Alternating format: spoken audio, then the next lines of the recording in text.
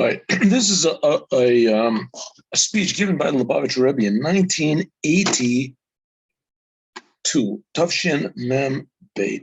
And it's one of the thousands, 10,000s of speeches that the Lubavitcher Rebbe gave. And this one is found in his book of speeches, Likuti Sichot, Chav Zayin, volume 26. And it's talking about the importance of speech. The power to speak, the power to say positive things, and that's what is hinted at by Emor. The name of this week's Torah portion is Emor, to say, to speak. The power of speech to do good. Of course, we know that a person can order things. If you say something bad, it'll get you into trouble, right? Just go into the bank and say, this is a holdup, or stick them up, or something like that. Then it can get you put in jail. But what about saying good things? Right? Will that do the opposite? We'll see. Shar Gered, we've already spoken. Firmol, I think we'll finish this tomorrow. Showing Gered, we've already spoken Firmol a lot of times. As yet, they're in from Torah that everything in the Torah is a hara. Everything that we find in the Torah, it's a teaching. Torah is the language of hara. So yet and in for every Jew, B'kol Zmanim, in all the times and all places, is serving God. True, the Torah was given 3,300 plus years ago, but it's talking about what is reality. And reality is the same. What is reality? What is time? What is human beings? What is choice? What is good? What is bad? Those things are eternal, and they are reflected, and they reveal themselves in every single situation of life. So the Torah is telling us there is no other book, as far as I know, that tells you what to do every instant of your life and to make your life infinitely meaningful. So here we go. Val Torah, because the whole Torah is eternal. Azoi, similarly, this is relevant to the name of the week, of the portion of the week. Which was established, like Minhag Yisrael, according to the custom of the Jewish people. When God gave the Torah, he didn't put names on the names of the different, but the names were given. Some say they were even given by non-Jews, but in any case, the names were accepted. As anhalted that the name of the Torah portion, it contains a teaching for each and every one of us. So what is in our Torah portion? Shema, the name of it, our custom is called Parshat Emor. Emor, that's the name of this week's Torah portion that we're learning. Emor. The word Emor means say, speak. As Chach Devert, even though the word Emor, but Tzitzich is continued, it continues, it's a connection to what comes afterwards. Ela Kohanim, speak to the Kohanim. So this is a special commandment to Moses. God is saying, Moses, speak to the Kohanim and tell them like this. But because the whole Torah portion is called, the name of the Torah portion has not been accepted as Emor Ela Kohanim, but it's expected Emor is moving, so it's understood. So there ain't and more. This is a teaching, a general teaching for every single person. It's the same thing about a name of a person, right? Your parents give you a name.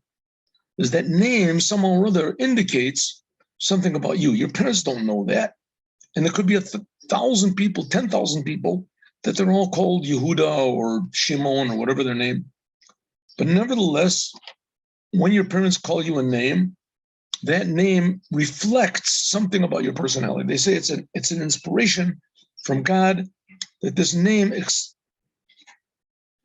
shows on something about your personality. That's just the name of parents giving to a children. Here, these are names which were given and accepted by all the Jewish people for generations and generations, that's the name of this week's Torah portion, Emor. So Emor means to speak. And that's the name of the portion. So it must be something about speech. We have to understand. The word Emor, the word speaking, made nid blois, is not only speaking about a heter, it's giving you permission to speak. In other words, you can, Emor means if you want to speak, you can speak. Nor it's tzivoy. This is, in our case, it's a commandment. God is commanding Moses to speak. And even more, it doesn't state by their kain hagbala, it doesn't say any limitation. Is mashma doesn't say what to say, right? Emor, the word emor in the Torah portion, it says what Moses is supposed to say. But just the word emor, that's the name of the portion that's given, it just says, say, speak. So what are we supposed to speak? The word emor doesn't imply what we're supposed to say. Is mashma, this implies, is the reddit zich wegen amira, it must be talking about something good. The Torah is good, and the Torah is telling us to do things which reflect the Creator, to be a partner with the Creator. Oy welchem and zoktan. We're talking about. We have to understand. Welchem mira is marumas, what type of talking is spoken about here? What is the message that the name of this week's Torah's portion is supposed to give? And more. So you can say, listen, it's not giving any message, it's just a name, So the Rebbe said, no, there's no such thing. If it is relevant to the Torah, it must have a meaning to it, and it must have a message. Now, the fact is that everything in the world has a message to us, and the Moshiach will teach us how to learn from everything, because everything is being created by God, and it's being created by God's word, and words have meaning, so everything really has a meaning. How much more so in the Torah, how much more so the name of a whole Torah portion has a meaning. So what does it say? Speak. Speak. So what are you supposed to speak? Anything you want. Nah, that's not a teaching. That's not just to speak. It must be telling us to sometimes there's speech that's positive that you must say. What is it? Men can nitzog, and you can't say, as does man, this is a teaching, velcha amira b'dibur Torah. Maybe it's talking about say words of Torah. Because in this we find in Torah, it says very clear, and we say it every single day. Jewish people say it twice a day. You're supposed to say the words of Torah. We also have to understand the difference between the Gedorim, ben them amor ratzui betov legabi dem hora. Also regarding saying things that are good and positive, and here we have a commandment. We have to say things.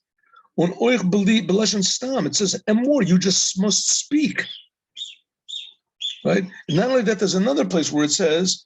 There's another place where it says or is it in Pirkei Avot? Here it is, Pirkei Avot. Emor me'at v'aser harbe.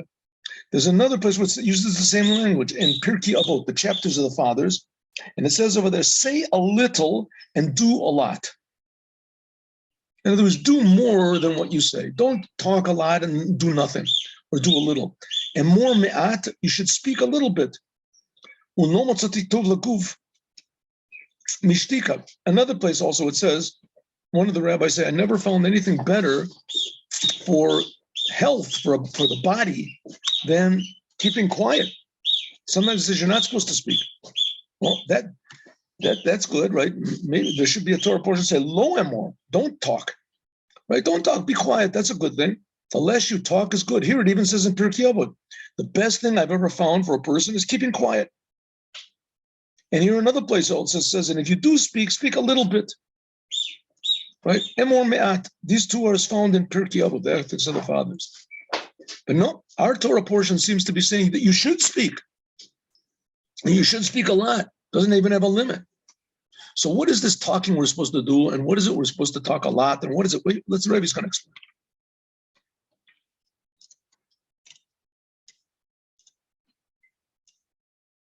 Going to the next page.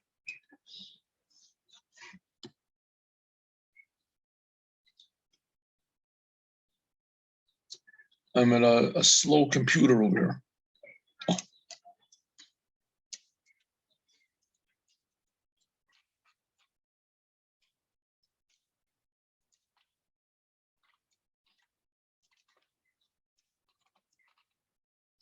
little bit bigger toilet. Later. All right, let's explain this a little bit. But Nogea Amira B'Torah, regarding talking about the Torah, speaking in the Torah, we find the law, which is from the Maimonides. The Maimonides, and that he explains what it means. I've not found that keeping quiet is a good thing. It says, "V'kein b'divrei Torah." Rambam says, also in the words of Torah, in the words of wisdom, a person should speak only a little bit, but they should have a lot of content. In Yanei and Merubim, say as little, give as much good content as you can, but try to say it in as few words as possible. Right? In other words, be concise. Even though the B'divrei Torah, the words of Torah, it says that a person should say a lot of words of Torah. You're supposed to speak words of Torah all the time. The Rambam, like the Rambam explains in Parashat Mishnayos, where he says in his explanation on the Mishnah, he says, and it says no matzati guf in Pirkei Avot, like we were talking about. It says benogea the chamisha chalakim, regarding the. It says that there's 5 portions. Hadibur yachalak lefi chiyuv Torah. It says there's all sorts of different types of speech. As the Esther Midrega, the first level in speech is mitzvah bo v'hu kriyas Torah v'limuda, that you should say the words of Torah and learn it, and saying the words of the Talmud is ilu haya adam yochol. If a person could speak of all of his days, never go to sleep, never eat, just say words of Torah, that would be great, says the Rambam. Even though is that the main thing is what? The content of what you say in the words of Torah. And like the Rambam himself, he says, Shishtadu, that you should try to say only very little, and what you say should have a big content.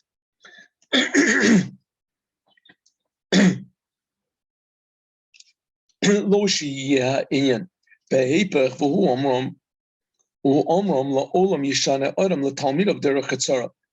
It says no, that you should try to learn when you teach. You should try to use as few words as possible. They should be concise, exact. 1 second, we just said you're supposed to speak as much words of Torah as possible. So what does it mean you're supposed to say as little and be concise? Maybe it doesn't mean that you should say the wives of Torah, you should say words of Torah that they should be not good, and therefore they should be few. Now, what it means as the clear-cut, it should be clear.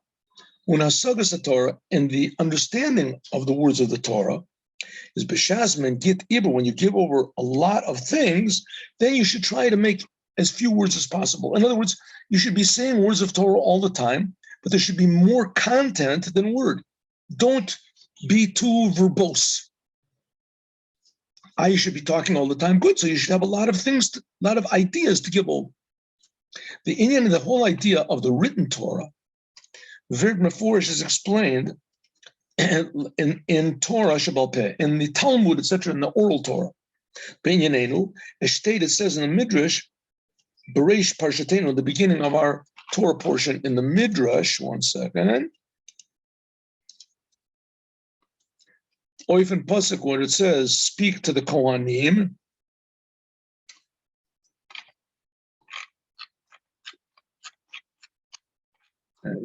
Okay.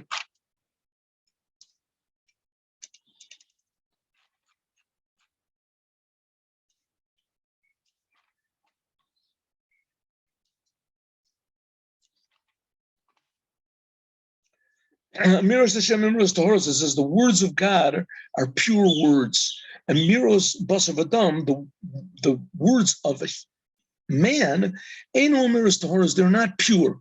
The Noach Shabbat, the way people do things is a king, a physical king, Nichnas LaMedina, comes into a country, all the people of the country, they praise him. And it's good, he likes it. The kilosan of Omer Lahem, and he says, tomorrow I'm going to build for you. The king is pleased. He said, tomorrow I'm going to build for you a big building and the nice things for you.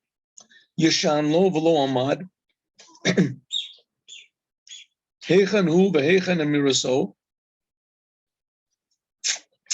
if the king he goes to sleep and he doesn't wake up, so he made these promises, but he wasn't able to keep them. But God ain't okay. But God is true. Lamahu emes. Why is God true? Because he's there forever. God is not going to die. So a king might make all sorts of promises, and if you praise him, you say a lot of words of praise, so the king is happy, but it could be that he won't fulfill his promises that he makes because of through his happiness. But God always keeps his promises because God is eternal. Because the Jewish people are also called alive, Am Yisrael Chai, they're alive, because they are attaching to God. Like it says, those of you which cling to God, you are alive always. The Jewish people are eternal. Is move on, so it's understood as oich by Yidden, also by Jews, is dokeviyachal, also the mira when a Jew says something to a second person, is Tahor, it must be because the Jews are also eternal. So when the Jews speak, it's just like God's speech, that it's pure. And therefore, for certain, it will come about. Nachmer, even more, tzaddikim, because it says that the tzaddikim, Jews that are totally devoted to God, they are similar to God.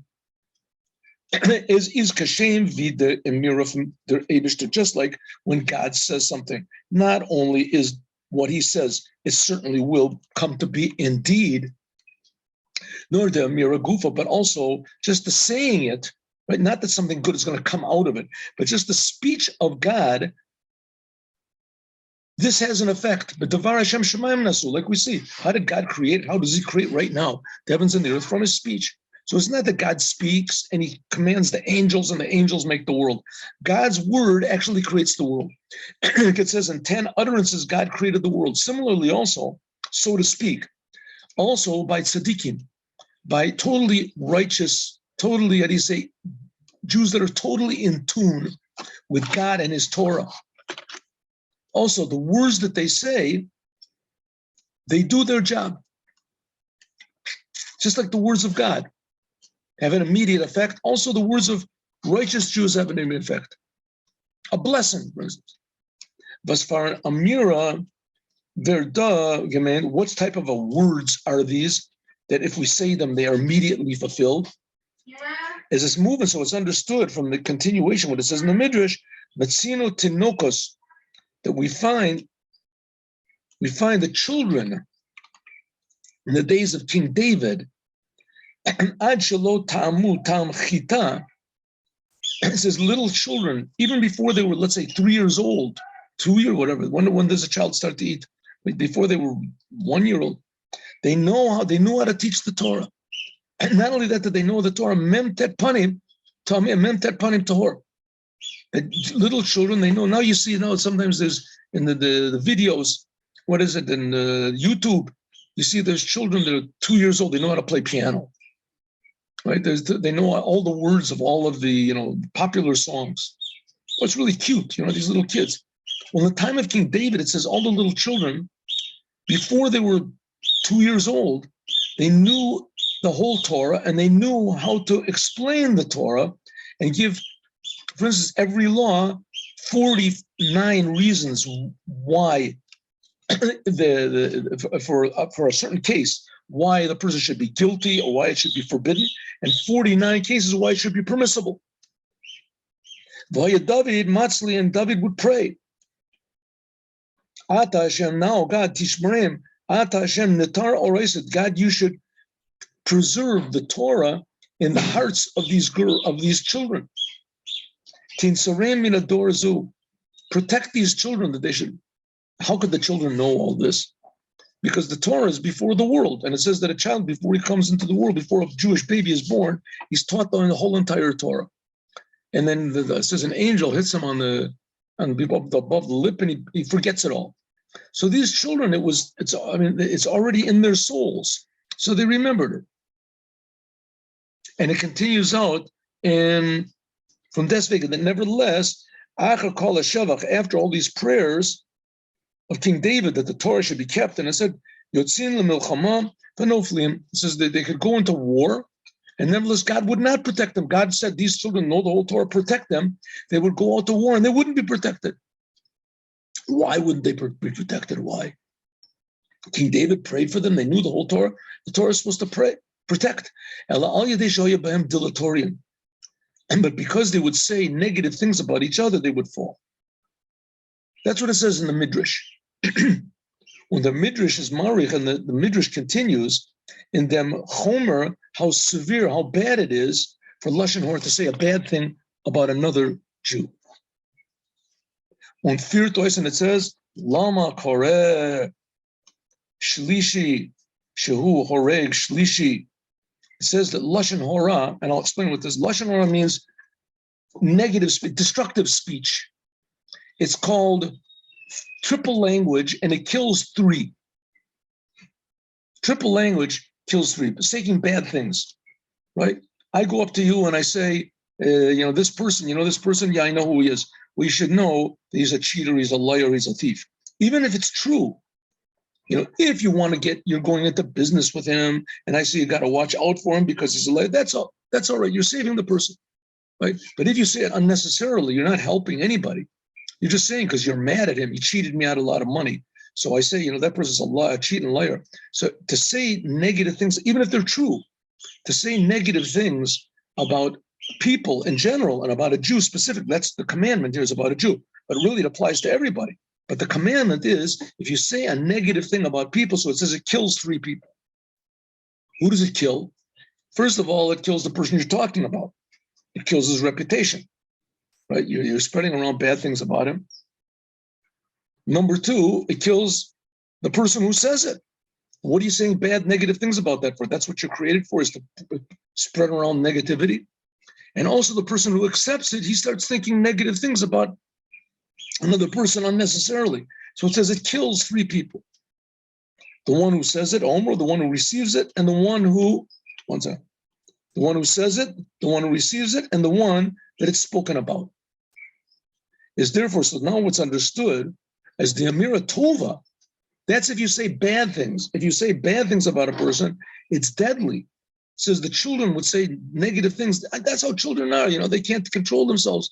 He threw my whatever it is, my shoe away. He's mean, he's cruel, he's stupid, he's ugly. Like they just talk to each other. No, it says because of that, as when they grew up, they weren't preserved, they weren't protected by the Torah that they learned.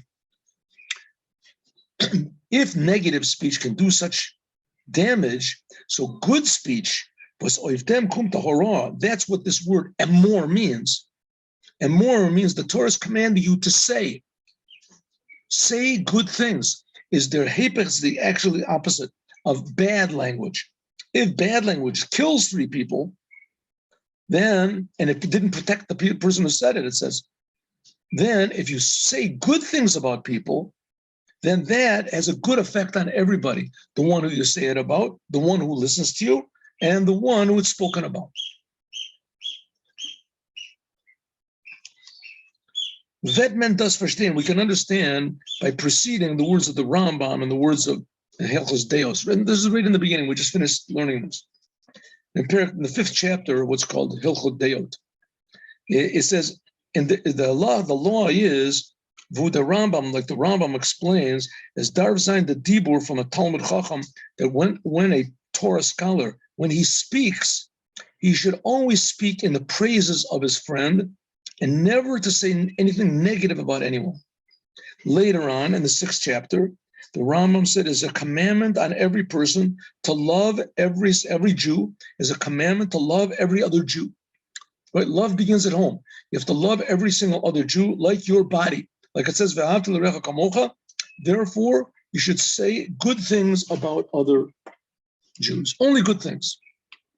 Huh?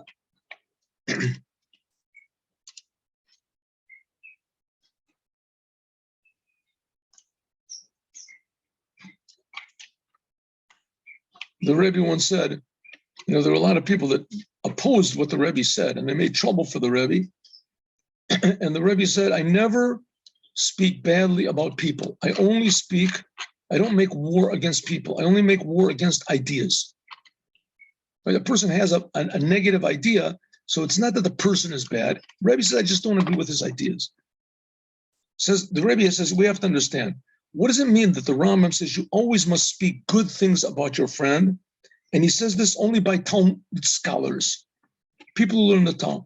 It comes out in them, Meyuchad by Talmud. Why is it only that Torah scholars must say good things about others? Everybody should say, why only Talmud? This is an obligation for every Jew. The Rambam, like the Rambam says in the 6th chapter, it's a mitzvah. I'll call them. It says that every Jew should love every other Jew like his body, and you have to say good things. And later he says that therefore Talmudic scholars should say good things about each other. Why Talmud? You just finished saying that everybody should do it. Why Talmud? Says the Rebbe, I'll tell you the answer. It seems the answer is like the difference between these two laws in the two different chapters is, in the 5th chapter, the Rambam is talking about the laws of a Talmud Chacham, of wise men, of people that learn the Torah. That there's talking about between Talmud scholars, they have to make a good example. And so therefore it says that they have to say good things. Therefore he had a special chapter about Talmudic scholars, people who sit and learn Torah, special laws about them. And therefore they have to make a special effort that what they say, it's noticeable in their wisdom and in their opinions that they're separate from all the rest of the people, and they have to make a special effort to say good things about others. Well, maybe we can say that. In which this is talking about what? Matters which are talking about things which are the good qualities of other Talmudic scholars, and you're talking about also other people that they're separated from everybody. So therefore the Rambam is saying that everyone has to say good things about, every Jew has to say good things about every other Jew. And like I said so many times before, the Jews are the example to the world, what everybody has to do. But if they're not a good example, then we're in trouble. So the Jews have to begin, and Jews have to say good things about others. And the Talmudic scholars, they're the example for the Jews. So they really have to make it obvious that they're only saying good things. They're different. In view the Rambam, like the Rambam says, that a person that makes all of his deeds, whatever, like it says, Vayomer Hashem Avdiyata, this is what's called the servants of God. The servants of God, the Talmidei Chachamim, because he's a Talmid Chacham, a person that sits and learns the Torah all the time. So he has to be a special good example. So therefore the Rambam made it separate. But really everybody has to say good things. Every Jew has to say good things about every other Jew. But the Torah scholars especially, because they're the example. Maybe that's an answer. Because he's a Talmud scholar, so therefore, all of his deeds that he does, everything what he says, everything he acts, has to be fixed and pleasant and etc. Because then everyone will praise him and they'll love him and they'll see how good the Torah is, and that people will copy him. In the 6th chapter of the Rambam, there he says, no, not just the Talmud scholars should say good things. Everyone has to say good things, every Jew about every Jew. There it's talking about doing the commandment of loving your neighbor as yourself, which that's talking about every Jew, and this is for the good. Every Jew should worry about every other Jew. Love your neighbor as yourself. It's a very famous, right, the way they call it the golden rule, right? The golden rule. Do unto others as you would have them do unto you. But really, the fact is, in the Torah, it's not exactly said in that language, but that's all good. Okay, let's say, love your neighbor as yourself. Which they're tochen from them, rov, a perik, is the hashpah, but toelis, from ayin oif and sveiter. That's this whole chapter. Chapter 5 is talking about the Talmudic scholars, what they have to do, how to be a good example. Chapter 6 is talking about all the Jews. Every Jew should think about the benefit of every other Jew. That's what it says, Derek Brias Adam, that this is the creation of a person, that people, the way people are is that their people are social. And people want to be with others. Therefore, everybody should get along with others by praising them and saying good things. So therefore, Unvid, like the Rambam, therefore, he continues, therefore, you have to talk good about every Jew, not just the Talmud scholars and such, about speaking everybody, but everybody should do. Okay, that's one way of explaining it. Und das is that's the difference between the two laws, these two chapters. By the obligation of everybody, that's the 6th chapter, to say good things about a second person. This is part of the commandment of love your neighbor as yourself.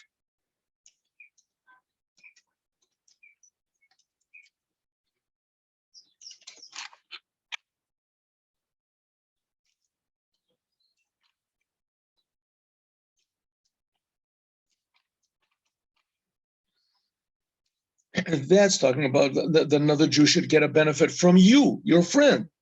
Like it is, just like you care about your money, you should care about his money. But that's talking about every single Jew, which is not the case though, when it says talking about the praising your friend, which that's a law which is in the 5th chapter, namely talking about Talmudic scholars. There is just, it's not saying don't say bad things and that you should try to benefit your friend. There is saying you have to go out of your way to say good things about others. And this is the obligation to say good things about your friend, not for the sake of your friend, but this is a part of you. You are a Talmudic scholar, so you have to make a good impression on the people. This is the way you serve God, is by praising and saying good things about others. Maybe, says the Rebbe, this might be a good explanation, says the Rebbe, but it's not. Oh, but this is Nitkain beer. This is not a sufficient explanation. Why? Because the Rambam says, okay, this is not really a sufficient explanation. Because Maimonides, the Rambam, Maimonides, what's a Rambam? Rabbi Moses, the son of Maimon. That was his father's name, was Maimon, his father, and his name was Moses, Moshe ben Maimon, Rambam. Is the Rambam adds also regular Talmud Chacham. He says, "V'lo b'ganoso kolal." He should never say anything bad about another Talmud scholar. Okay, so the Rebbe gave an answer, and he says, "But I don't like that answer." What was the question the Rebbe is answering? Why is it that the Maimonides says in the 5th chapter, he says that Talmudic scholars should be careful to say good things about one another? And in chapter 6, he says, everyone should be careful not to say any bad things about anyone else. You should love your neighbor as yourself. Right? So what's the difference? So he said, well, maybe we can say that the Talmudic scholars, there's a whole chapter about them. So they have to make a special effort to make a good impression on everyone and show them how a person is supposed to act. And therefore, it's a commandment to them to show a Talmud Chacham. So he's a Talmud scholar, so he has to act nice and say good things about it, not to benefit the other person. To benefit the other person, that we learn in the next chapter. You have to say good things and benefit the other person by saying good things. But here the Rambam is saying, but maybe here the Rambam is saying, Maimonides is saying that a Talmud Chacham has to make a good example. So therefore he has to love everybody and love other Talmud scholars. So the Rebbe says, okay, that's one way of looking at it, but I don't like that answer. Why? Because it says over there also that a Talmud scholar should never say anything bad about another Talmudic scholar. No, if it doesn't, if he's only supposed to say good things, obviously it doesn't have to say. He's never going to say anything bad. This is what difference does it make? So it comes out that there's no difference between a Talmud Chacham, a Talmud scholar, and everybody. In chapter 6, he said no one should say anything bad about other people, and in chapter 5, it says the Talmud Chacham also shouldn't say anything bad. So what's the difference? Right, to say bad things. Even if we want to say, so it's a equal commandment for every single Jew to only say good things, and an equal commandment for every single Jew never to say bad things about another Jew. You're not supposed to say anything bad about anybody, but like I say, it's a commandment from the Torah. Okay, so what is the Rambam? Why does he say the difference between the Talmudic scholar and the regular person seems to be that there is no difference? So why 2 chapters as far as speaking goes? No, why 2 separate laws? Just say that every person should only say good things and not say bad things. Well, what does it have to make a special thing about? Even if we want to say that the Rambam wants to, by means of this, stress how much a Talmudic scholar has to be careful about what he says, that he shouldn't even say anything bad at all. But the Rambam should have earlier made a law saying, Achmir should say what? Hatmidit, constantly. Eino mesaper beganos chavero klal. And afterwards, he should have said, what? That you should always say good. What does the Rambam say? Talmud Chachamim, they should only say good things about their friends, good things, and they should never say anything bad at all. If the Rambam really wanted to say that, that therefore the Talmud scholars have to be special. So we should start off by saying, a Talmudic scholar never says anything bad. Negative first, prohibition, and he always says things that are good. Why does it say, first of all, that he said, the Rambam says you should always say good things, like Talmudic scholars, they should always say good things. And then afterwards he says, and never say anything bad. Obviously, if he's always saying good things, he's not going to say anything bad. What's going on? Says the Rambam, I'll tell you the answer. The Rebbe says, we have to say that this Rambam is talking about a special category in talking about good about others, by velcha, by which is an extra, a special type of speaking good, by a Talmud Chacham, by Torah scholars, that the way that they speak good is a different type of a good, that it will never, it precludes any speaking bad whatsoever. What can this be? We'll see. Is there be, or the explanation is like this. When a person says good things, when a Torah scholar says good things about others, the Rambam is talking about what? Done as kol adam l'kaf zechut. Even if you see bad things in somebody else, you have to judge him positively. Right? You saw a Talmud scholar lie. You saw him cheat. You saw him get angry. You saw him lose his temper. Or you saw him do some terrible thing, right? A not proper thing that anybody should do. So he says, if it's a Talmudic scholar, then you have to judge him positively. You have to judge him positively. Maybe he had a bad day. Maybe he's sick. Maybe I didn't understand the conditions. Maybe Yesh Lomo, we can say, as Da Redetzich is talking about Chavero, his friend, by Vem and Mendarf, uncommon to Malamed Zechus Zayin, with him, that you have to make an effort to find something good, to judge him positively. Das heißt, as they're on Hagar from a Chavero, that you see the other person is Da Davar Bilti Yiratzui, he's doing something not good. Aber Zayendik a Talmud Chacham, but because he is a Torah scholar, and he's supposed to be going according to a million de Chassidus, he's supposed to be extra special, careful about himself to serve God. And this is talking about Pirkei Avot, everything in Pirkei Avot, the chapters of the Father is talking about being special, extra special good. So therefore, I see this person doing bad. I saw that he stole something. He stole money from me. I saw that there's a Talmud scholar and he stole money from me. He cheated me. He did bad things to me. And I see that what should I do? I have to judge him positively. I have to judge him positively. And not only judge him positively, we'll see, you also have to say things only positive about him. Because of this, the obligation of judging everyone positively. So the Rambam now is making a new law. He's revealing something new. That a Talmud Chacham, that a Talmudic scholar,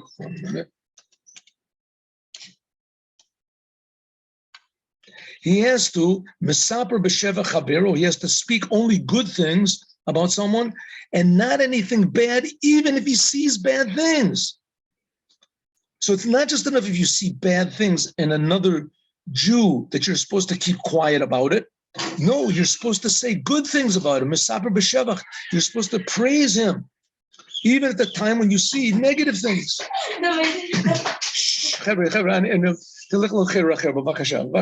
אני מבקש, אני כמעט גמרתי כאן.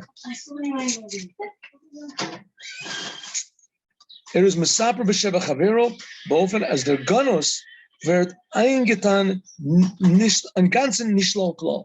To the point where you don't see anything bad on the other person at all. This is a very difficult thing to do. If you see something, now it doesn't mean you shouldn't go up to him.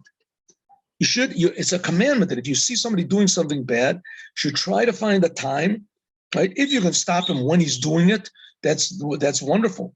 But if not, then you're supposed to see something bad. You're supposed to not keep quiet and go up to him privately so nobody knows about it. And you're supposed to reprove him. Say, listen, I saw you do such and such a thing. Maybe I'm mistaken, but I think it's wrong. Can you explain it? Try to find a nice way of saying it. Try to find the right time and the right way and the right place. But you have to tell a person about his faults, but only that person, not to anyone else. Says the Rebbe, that's not enough. The Rambam is saying not only should you not say anything bad to anyone, but you should not try to even see the bad in the other person, but you should say only good things about this person to others. And that will continue, God willing, tomorrow. Thank you very much. And now I'll tell you a story. I promised I'd tell you a story, so I'll tell you the story. Let's turn this off. 1 minute. I hope I recorded that. 1 second.